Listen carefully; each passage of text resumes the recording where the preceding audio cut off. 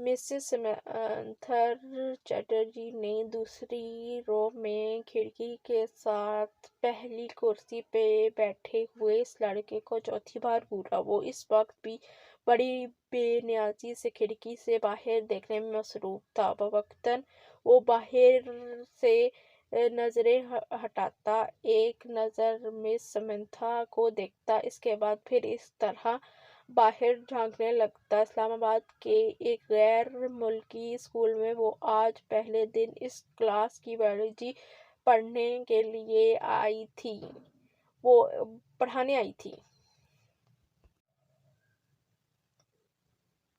اسلام آباد کے ایک غیر ملکی اسکول میں وہ آج پہلے دن اس کلاس کی بائیولوجی پڑھانے کے لیے آئی تھیں۔ وہ ایک ڈپلومیٹ کی بیوی تھیں اور کچھ دن پہلے ہی اسلام آباد اپنے شوہر کے ساتھ آئی تھیں۔ ٹیچنگ ان کا پروفیشن تھا۔ جس ملک میں ان کے شوہر کی پوسٹنگ ہوئی، وہ وہاں سفارت خانے سے منسلک اسکولز میں پڑھاتی رہیں۔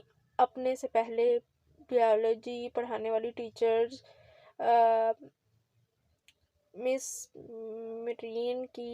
میرین کی اسکاپ آف ورک کو ہی جاری رکھتے ہوئے انہوں نے کلاس کے ساتھ کچھ ابتدائی تعارف اور گفتگو کے بعد دل و نظام دوران خون کی ڈائیگرام۔ اپنے سے پہلے بائیولوجی پڑھانے والی ٹیچر مس میرین کی اسکیم آف ورک کو ہی جاری رکھتے ہوئے انہوں نے کلاس کے ساتھ کچھ ابتدائی تعارف اور گفتگو کے بعد دل اور نظام دوران خون کی ڈائیگرام بورڈ پر بناتے ہوئے سے سمجھانا شروع کیا۔ ڈائیگرام کی وضاحت کرتے ہوئے انہوں نے اس لڑکے کو کھڑکی سے باہر جھانکتے ہوئے دیکھا۔ پرانی تکنیک کا استعمال کرتے ہوئے اپنی نظریں اس لڑکے پر مرکوز کر دیں۔ انہوں نے اچانک بولنا بند کر دیا۔ کلاس میں یکدم خاموشی چھا گئی۔ اس لڑکے نے سر گھما کر اندر دیکھا۔ مس سمنتھا سے اس کی نظریں ملیں۔ مس سمنتھا مسکرائیں اور ایک بار پھر انہوں نے اپنا لیکچر شروع کر دیا۔ کچھ دیر تک انہوں نے اسی طرح بولتے ہوئے اپنی نظریں اس لڑکے پر رکھیں۔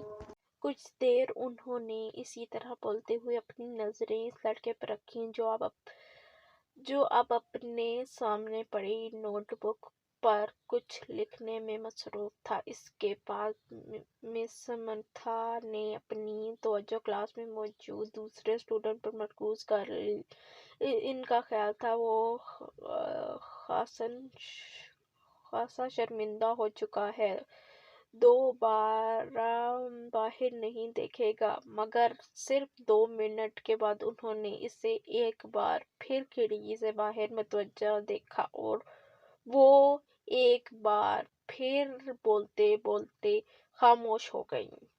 بلا توقف اس لڑکے نے گردن موڑ کر پھر ان کی طرف دیکھا۔ اس بار مس سمنتھا مسکرائیں نہیں بلکہ قدرے سنجیدگی سے اسے دیکھتے ہوئے ایک بار پھر لیکچر دینا شروع کر دیا۔ چند لمحے گزرنے کے بعد انہوں نے رائٹنگ بورڈ کو دیکھنے کے بعد دوبارہ اس لڑکے کو دیکھا۔ وہ ایک بار پھر کھڑکی سے باہر کچھ دیکھنے میں مصروف تھا۔ ایک بار غیر محسوس طور پر ان کے چہرے پر کچھ ناراضگی نمودار ہوئی اور کچھ ہچکچاتے ہوئے خاموش ہوئیں اور ان کے خاموش ہوتے ہی اس لڑکے نے کھڑکی کے باہر سے اپنی نظریں ہٹا کر ان کی طرف دیکھا۔ ایک بار اس لڑکے کے ماتھے پر بھی کچھ شکن تھیں۔ ایک نظر مس سمنتھا کو ناگواری سے دیکھ کر وہ ایک بار پھر کھڑکی سے باہر دیکھنے لگا۔ اس کا انداز اس قدر توہین آمیز تھا کہ مس سمنتھا کا چہرہ سرخ ہو گیا۔ سالار، تم کیا کر رہے ہو؟ انہوں نے سختی سے پوچھا۔ نتھنگ، جواب آیا۔ وہ اب چپتی ہوئی نظروں سے نہیں دیکھ رہا تھا۔ تمہیں پتہ ہے میں کیا پڑھا رہی ہوں؟ ہوپ سو، اس نے اتنے ڈر انداز میں کہا کہ میں سمتھا نے یکدم ہاتھ میں پڑا ہوا مارکر کیپ سے بند کر کے ٹیبل پر پھینک دیا۔ یہ بات ہے تو پھر یہاں آؤ، یہ ڈائیگرام بنا کر اس کو لیبل کرو۔ انہوں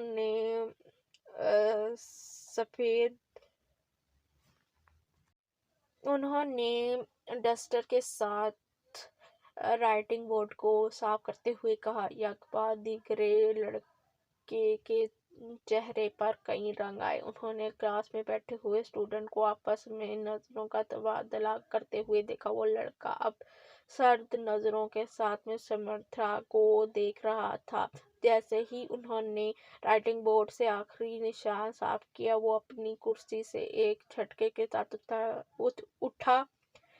تیز قدموں کے ساتھ اس نے ٹیبل پر پڑا ہوا مارکر اٹھایا اور برق رفتاری کے ساتھ ڈائیگرام بورڈ پر ڈائیگرام بنانے لگا۔ پورے 2 منٹ 57 سیکنڈ کے بعد اس نے مارکر پر کیپ لگا کر اسے میز پر اسی انداز میں اچھال دیا جس انداز میں سمرتھا نے اچھالا تھا۔ سمرتھا کی طرف دیکھے بغیر اپنی کرسی پر آ کر بیٹھ گیا۔ مس سمرتھا نے اسے مارکر اچھالتے یا اپنی کرسی کی طرف جاتے نہیں دیکھا۔ وہ بے یقینی کے عالم میں رائٹنگ بورڈ پر 3 منٹ سے بھی کم عرصے میں بنائے جانے والے اس لیبل ڈائیگرام کو دیکھ رہی تھیں جسے بنانے میں انہوں نے 10 منٹ لگائے تھے اور وہ ان کی ڈائیگرام سے زیادہ اچھی تھی۔ وہ کہیں بھی معمولی سی غلطی بھی نہیں ڈھونڈ سکیں۔ کچھ خفا سی ہوتے ہوئے انہوں نے گردن موڑ کر ایک بار پھر اس لڑکے کو دیکھا۔ وہ پھر کھڑکی سے باہر دیکھ رہا تھا۔ وسیم نے تیسری بار دروازے پر دستک دی۔ اس بار اندر سے امیمہ کی آواز آئی، کون ہے؟ وسیم نے تیسری بار دروازے پر دستک دی۔ اس بار اندر سے امیمہ کی آواز آئی، کون ہے؟ امیمہ، میں ہوں، دروازہ کھولو۔ وسیم نے دروازے سے اپنا ہاتھ ہٹاتے ہوئے کہا۔ اندر خاموشی چھا گئی۔ کچھ دیر بعد دروازے کا لاک کھلنے کی آواز آئی۔ وسیم نے دروازے کے ہینڈل کو گھما کر دروازہ کھول دیا۔ امیمہ اس کی جانب پشت کیے اپنے بیڈ کی طرف بیٹھی تھی۔ تمہیں اس وقت کیا کام آن پڑا ہے مجھ سے؟ آخر تم نے اتنی جلدی دروازہ کیوں بند کر لیا تھا؟ ابھی تو 10 بجے ہیں۔ وسیم کمرے میں داخل ہوتے ہوئے بولا۔ بس نیند آ رہی تھی۔ وہ بیڈ پر بیٹھ گئی۔ وسیم اس کا چہرہ دیکھ کر چونک گیا۔ تم رو رہی تھی؟ بے اختیار اس کے منہ سے نکلا۔ امیمہ کی آنکھیں سرخ اور سوجی ہوئی تھیں۔ وہ اس سے نظریں چرانے کی کوشش کر رہی تھی۔